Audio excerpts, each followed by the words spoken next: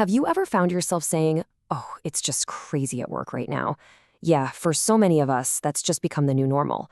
But what if it doesn't have to be? Today, we're diving into the big ideas from the book It Doesn't Have to Be Crazy at Work by Jason Fried and David Heinemeier Hansson, and they've got a pretty radical, much calmer alternative. Just take a look at this list. Does any of this feel familiar? 80-hour weeks, an inbox that's always overflowing, back-to-back-to-back meetings.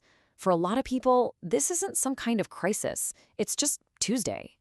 The book argues this isn't the recipe for success. It's actually a recipe for burnout, and it's all based on a totally broken idea.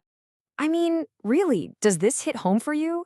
That feeling of being constantly overwhelmed, where your workday gets sliced into these tiny, useless little pieces by one distraction after another. It's that feeling like your actual life is just getting the leftovers from work. But the authors make this really powerful declaration right from the get-go. They say this chaos, it's not normal, it's not natural, it's a side effect of broken systems and really bad habits. And that means, and this is the crucial part, there is another way. So here's how we're going to break this all down. First, we'll diagnose the problem with the modern workplace. Then we'll check out this calm company alternative. We are absolutely going to bust the myth of the hustle, talk about protecting your most precious resource, and finally, reframe how you can start fixing things by thinking of your company as a product. All right, let's dive in and diagnose this sickness. The book points to two main culprits. First, our workday is just shattered into these tiny, unproductive fragments by constant distractions. And second, there's this unhealthy corporate obsession with growth, growth, growth at any cost. That combination, it's a perfect storm for unrealistic expectations and nonstop interruptions. And this right here is where our thinking has gotten so twisted. We've actually started wearing exhaustion like it's some kind of badge of honor. But as this quote makes crystal clear, it's not heroic, it's just inefficient. See, the real problem isn't that we don't have enough hours in the day. It's that we don't have enough quality, uninterrupted hours. Okay, so if the current way is completely broken, what's the alternative? Let's get to the solution they propose, the Calm Company. And this isn't some theory. It's an idea they've been putting into practice for almost 2 decades at their own super successful software company, Basecamp. Now, before you write this off as some kind of fantasy, just look at the proof. Basecamp has been profitable every single year since they started. They've done it with zero outside funding. And get this, a strict 40-hour work week, which actually drops to 32 hours in the summer. They get fully paid vacations and month-long sabbaticals every 3 years. So yeah, this isn't just a nice idea. It's a proven, incredibly successful business model. So what exactly is a calm company? Well, it's not about being lazy or not having ambition. Not at all. It's about being intentional. It's about fiercely protecting people's time and attention as the most valuable resources you have.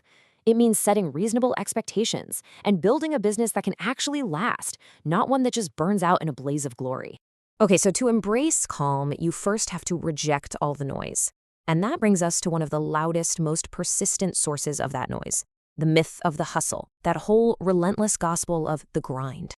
This chart just lays it out perfectly. On one side, you have hustle mania, which tells you to grind 24/7 and sacrifice everything.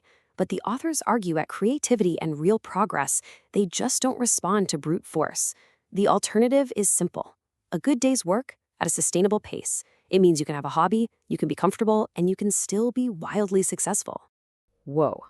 Okay, now here is a truly radical idea that goes against pretty much everything you've ever heard in business school. You know those big, hairy, audacious goals? Those quarterly targets that everyone stresses out about? The book argues they're often just made-up numbers that create fake urgency and can even push people to cut corners. The alternative? It's shockingly simple. Just focus on doing great work every single day. Okay, let's get practical. How do you actually build a calm company? Well, it all starts by fiercely protecting the most valuable and most fragile resource that you and your people have, time and attention. 40. That's the number. The authors are absolutely adamant that 40 hours a week is more than enough time to do fantastic work. I mean, it's a long time. That's about the same as a flight from New York to Paris and back. The only reason it doesn't feel like a long time is because we let it get chopped up into a million tiny, useless pieces. And here is exactly why those 40 hours just disappear into thin air. The modern office, especially the open plan office, isn't a place for work. It's an interruption factory. You walk in the door and bam, you're a target for anyone's question, any conversation, any meeting request. But great work requires long stretches of uninterrupted time. The one thing the modern office is practically designed to prevent. This isn't even a new idea. Just look at Charles Dickens. The guy published 19 classic novels by working just 5 hours a day in total silence, and then he'd go for a long walk. He understood the power of deep, uninterrupted focus. It feels like we've somehow forgotten that. So protecting time is one thing, but what about protecting relationships? The book has this amazing metaphor for this, the trust battery. Imagine every relationship at work starts with a battery at 50%. Every good interaction, you do what you say you're going to do, you're respectful, charges it up. Every negative one drains it. When conflicts pop up, it's often not even about the issue itself. It's because one person's trust battery with another is just running on empty. It's such a practical way to think about the human side of things. So, with all these big ideas, where on earth do you even start? Well, this final section gives us a really powerful way to think about making real change. And it all starts with one simple idea. Think of your company as a product. Think about it. The things your company makes are your products, right? But your company is the thing that makes the things. So it has to be your best product. You've got to work on it, tweak it, and improve it with the same care and attention you give to whatever you're selling to customers.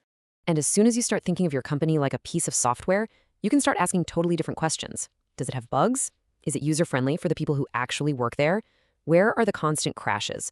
Bad policies, stressful meetings, toxic culture, those aren't just problems, they're bugs.